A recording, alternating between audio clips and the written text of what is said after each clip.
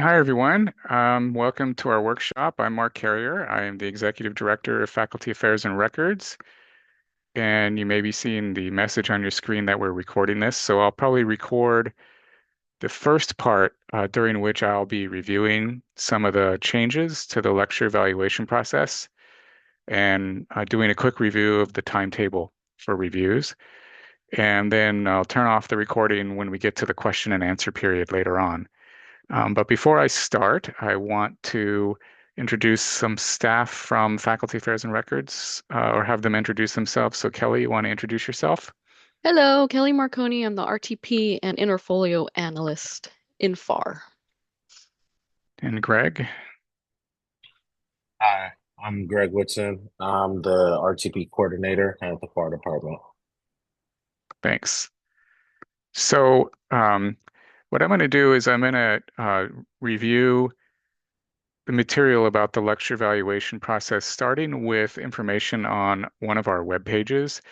I just put the link in the chat, and I'm going to share my screen so we can all see it. And I'm just going to touch on some of the highlights that are going to impact reviewers this cycle. So let me switch over.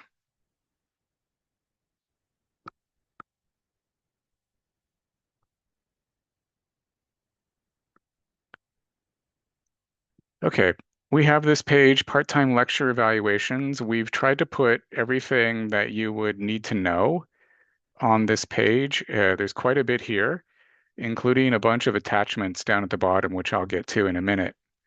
And it's important to note, if you didn't already know, that there has been a significant change, or really an overhaul, of the lecture evaluation policy that's going into effect for the first time this semester.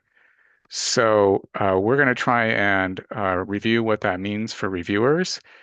And then I know if some of you have already been looking at the policy, you probably already have questions, and we'll get to those later on.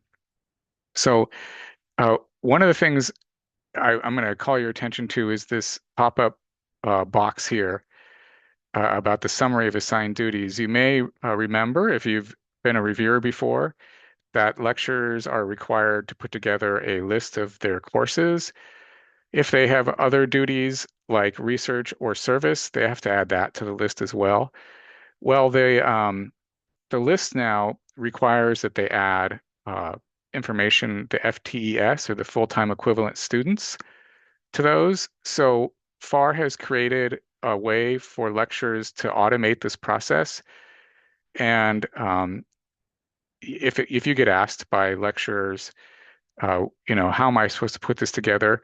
The policy says they're supposed to ask their dean's office, but there's a memo that the President Rashan, attached to the policy, which said FAR is going to provide instructions. So the dean's offices aren't going to be responsible this cycle for doing that, but all the lecturers need to do is follow the instructions on this link, and if they do it right, and some people need a little assistance, and we're happy to help people, it'll generate a really nice table that has all the information they need in it. So I'm going to kind of skim some of this stuff, and you can read it in more detail later. We've tried to take important information from the policy and just summarize it on our website. When in doubt, you can always go to the policy, the UPS, which I'm highlighting here, UPS 210070, which has all the details. But now the big change is that there's two kinds of review. There's the traditional review, which covers 13 categories of material from the lecturers. And now there's something called an abbreviated review. And the abbreviated review is much shorter and has a lot less information in it. It only has 6 categories of information. Both types of review will be done by the chairs and the DPRCs and the deans if necessary. But there'll be a lot less information to go on if you're doing one of the abbreviated reviews. So I'm going to come back to that in a second, and I'm sure you have questions about that. We've built all the review cases into Interfolio at this point. So the lecturers who are under review in your departments, they should already have received an email message from Interfolio saying that they have a case available. Uh, those have been available for a while, and as far as we know, most lecturers have been building their cases. They've been sending us questions, calling us, attending some of our lecture workshops and asking questions and so on. So we know they're well underway in doing all that. The There's variations of these things, which I'm going to get to in a second. Counselors and library faculty, of which there are temporary faculty in both of those classes, they have slightly separate categories, and their interfolio cases will reflect the appropriate categories. And we also have, for any of the documents like templates that we provide for the bulk of the lecturers, we also provide counselor and library versions of those, which I'll show you at the bottom of the page here. So here's the real breakdown. I've got the number 1 through 4 here. Uh, there's still a 6-year evaluation. So after when faculty get into their 6th year of teaching at Fullerton, they will undergo a 6-year evaluation. The title has changed slightly. It's now called a comprehensive evaluation. It's this really the same, hasn't changed. Comprehensive now is a word that just means it covers all 13 of the required categories. Uh, that's new language in the policy. So you will hear comprehensive. It do, in this case, the comprehensive evaluation covers the 5.5 years of material for the lecture, but you can have comprehensive evaluations that cover different amounts of material. We still have a 3 of 3 evaluation. So lecturers who have a 3-year contract and they're in their 3rd year of that contract, they're going to get their required evaluation. They need, as you know, if you've done this before, they need to get a satisfactory or better.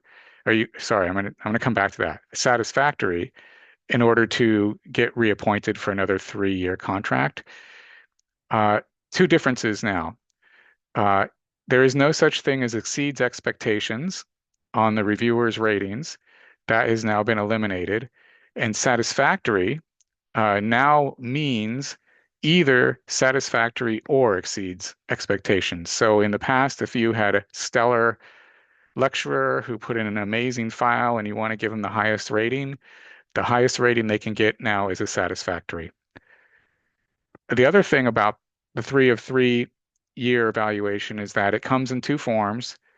It can be abbreviated or it can be comprehensive. The standard or the norm going forward is going to be abbreviated. This is in the policy. So anybody coming up for their 3-year evaluation, unless there's some other circumstances or requests, they're automatically going to be given an abbreviated review, which means only 6 categories of information. And the review will be a lot briefer by the reviewers. If there's a request by, say, the department chair or the dean's office or the lecturer themselves, then a 3-year evaluation can be done in a comprehensive fashion. The request has to be made known to FAR well in advance, at least 60 days in advance of the evaluation due date per the new policy, and it has to be justified in writing with reasons. So it's a little bit different than in the past where a chair could have requested it, say, an extra evaluation without putting any reasons in writing. Now the chair would have to write out why, and then that list of reasons actually needs to be placed into the personnel action file of the lecturer. So that it wouldn't be denied, it's not evaluated by anybody. The request is automatically heeded, but the list of reasons would need to be placed into the personnel file by the dean's office. So that's something that you as chairs, if you're a chair, you can do that, or if you work in a dean's office, you can do that. We still have annual evaluations, number 3 here on the list I'm showing, but those also come in 2 kinds. They can be abbreviated or comprehensive, and I'm going to show you down below when you get either. But just like the 3-year periodic evaluation, a comprehensive review can be requested by a reviewer or by the faculty member themselves. And then The range elevation evaluation, uh, the contents of the evaluation is the same as before. It's still going to be 14 categories. So it's the 13 standard categories plus another category about development as a professional. If you've reviewed those in the past, you won't really see any difference in that. However, one of the new things in the policy is that the range elevation material may be mixed in with a 6-year comprehensive or a year 3 of 3 review. In other words, no longer will there be two separate portfolios. If someone is going up for a 6-year comprehensive and a range elevation, they're going to submit one portfolio that has all the necessary material in it, and the reviewers are going to review it 2 times, essentially once for range elevation and once for the 6-year comprehensive to get their first 3-year contract.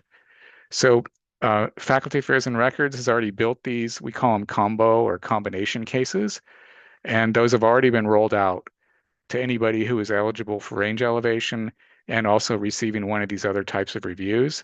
So the lecturers themselves are aware of this.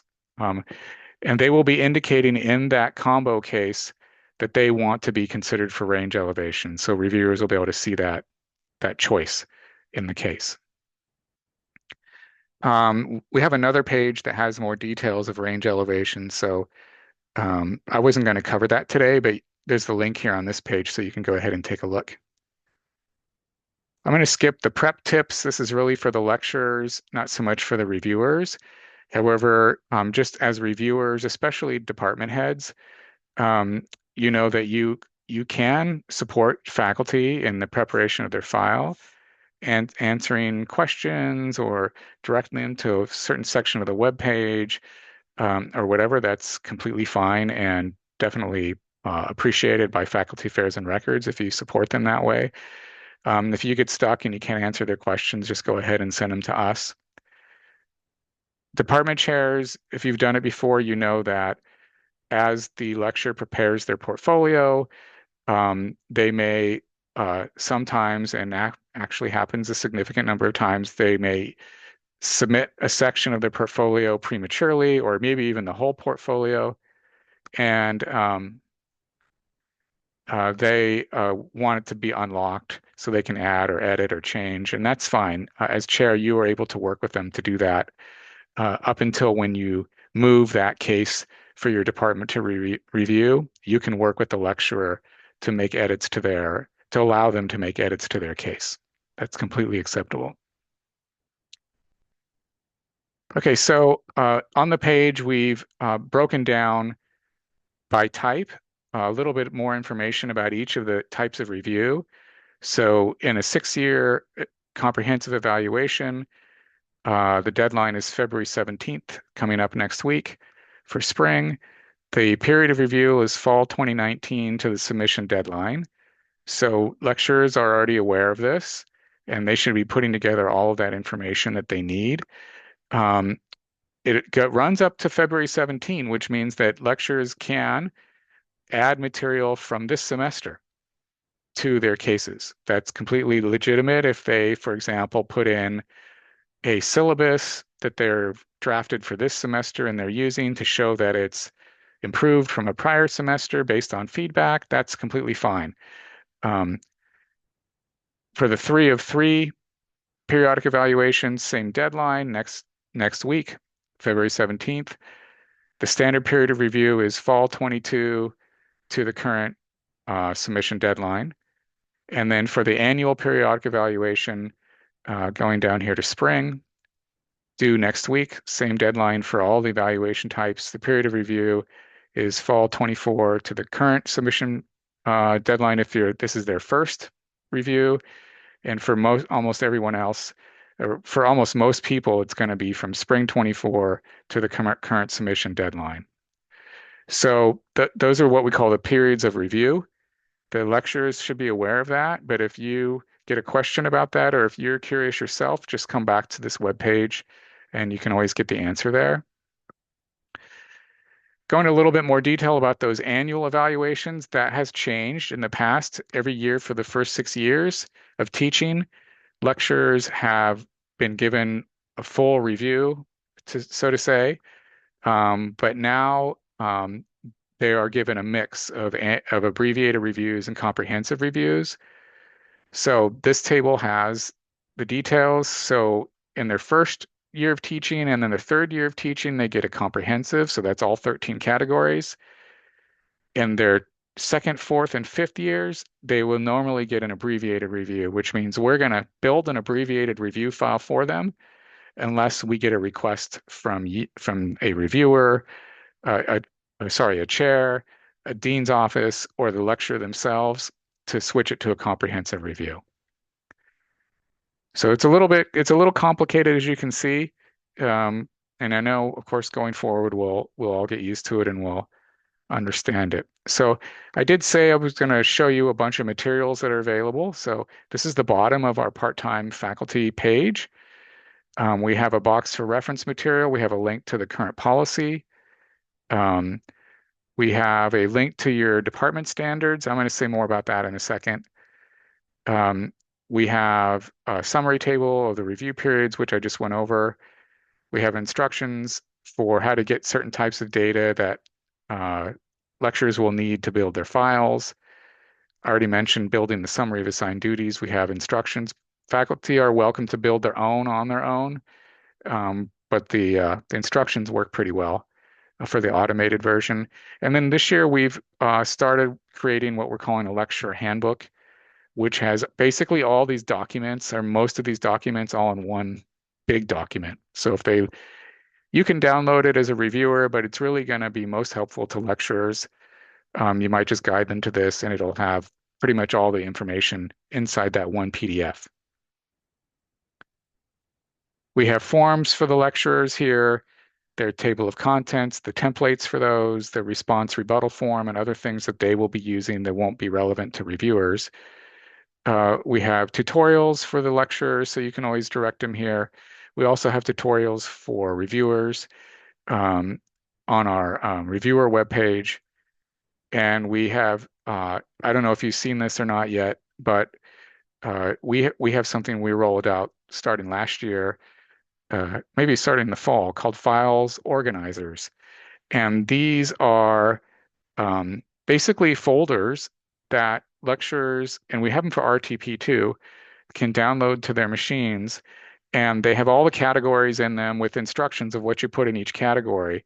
And they allow the lecturer to organize all of their documents and rename them and fine tune what they want the whole portfolio to look like. And it matches exactly what the portfolio looks like in Interfolio. So they can do most of their work locally on their machine.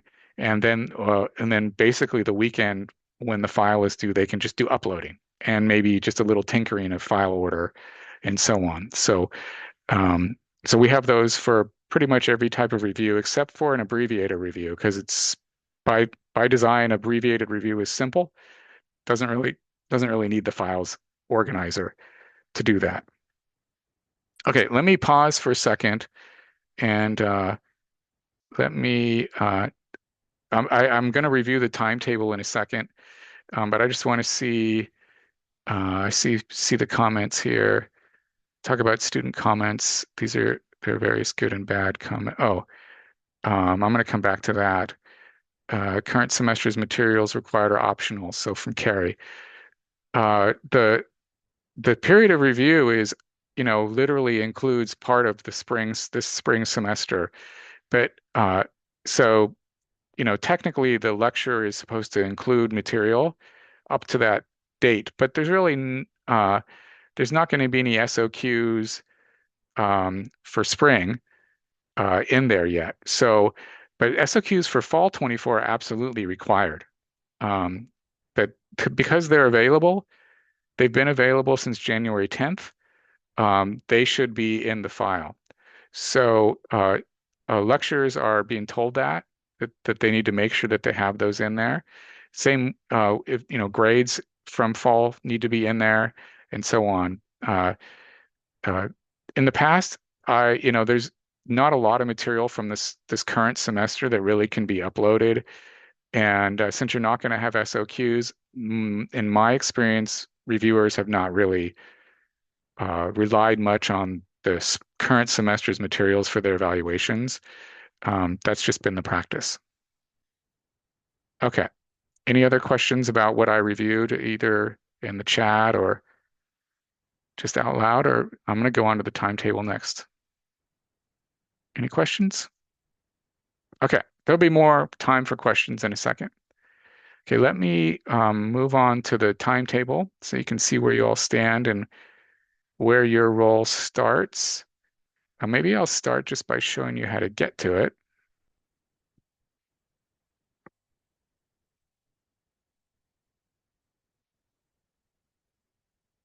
So I'm on our main Faculty Affairs webpage, just the landing page. And on this page, on the right, we have some buttons, and one of them is timetables. So you can go there, and to get the timetable, just use this pull down. We're going to go to the lecture timetables, and it has it laid out in tables for you. And then if you want a copy or a printed copy, down at the bottom, we have this PDF version that you can click on, and it'll open up the official timetable. And by official, it's the one signed by the provost, so that you can see that it was officially approved. So let me just briefly review the timetable for the spring evaluations. So we notified lecturers back in December that they're going to need to do a required evaluation. And so they've all been notified. If anybody comes to you and says, "Hey, I didn't know I was going to be evaluated," they should have received something from us, and they should have received a message from Interfolio saying that they had a case ready. But if it really comes down to them saying that they believe they weren't officially notified, then just go ahead and refer them to us, and then we'll double check and make sure everything's legitimate. Uh, we don't usually review lecturers who are not teaching this semester. So if they're not teaching on campus, we don't expect them to participate in an evaluation. So if someone comes to you and says, "Hey, I'm not teaching at all this semester," yeah, then also send them to us, and we'll go through the verification process and double check. So as I said, next Monday, their packets are due. Department chairs, uh, they they will check the packet out, work with the lecturer in case anything needs to be edited or modified or added. It was forgotten the first time. Then they'll send those cases to the department by March 3rd. The DPRC will have until April 11 to prepare their letters and add them to the file. That once the DPRC uploads the letter, they will share it with the candidate and open a rebuttal period. And so we have instructions on this, and I'll try and remember to show you where the instructions are on our website. And the rebuttal period is a 10-day period, and the candidate can choose to file a rebuttal. They can also request a meeting with the reviewers. At the end of the 10-day period, then the DPRC is done. They would need to move the case to the chair. The chair has until May 2nd to do their evaluations. Same thing, there's another rebuttal period, so that's why we have 10 days built in here from May 2nd to May 12th. Then the dean, if necessary, the dean will get the case. So the dean gets the case under certain circumstances, as described in the policy. The vast majority of cases will not be reviewed by the dean or the dean's office, but the dean has till June 6th. There will also be another 10-day rebuttal period till June 16. Then range elevations go through an extra level of review. They have to be approved by the provost. So they go through this separate last second approval process. And then by June 30th, the provost will issue his final decision about the range elevations in letter form. So that's the overview of the timetable. And then let me just show you real fast. At the bottom of this page, we have screen steps tutorials. I'm showing this button that says screen steps information. So if you click on that, it'll take you to another page that has our guides. And we have a guide for lecturers, and we have this one called Lecture Evaluation Evaluator Guide. That's for evaluators. And it has step-by-step how to do all the different things in Interfolio, the timing of the rebuttals, and all those things. Though, if you're in a pinch and you can't reach one of us, or one of your colleagues doesn't know the answer, check this out and see if you can find it there. All right. So I am going to stop there, and I'm going to stop the recording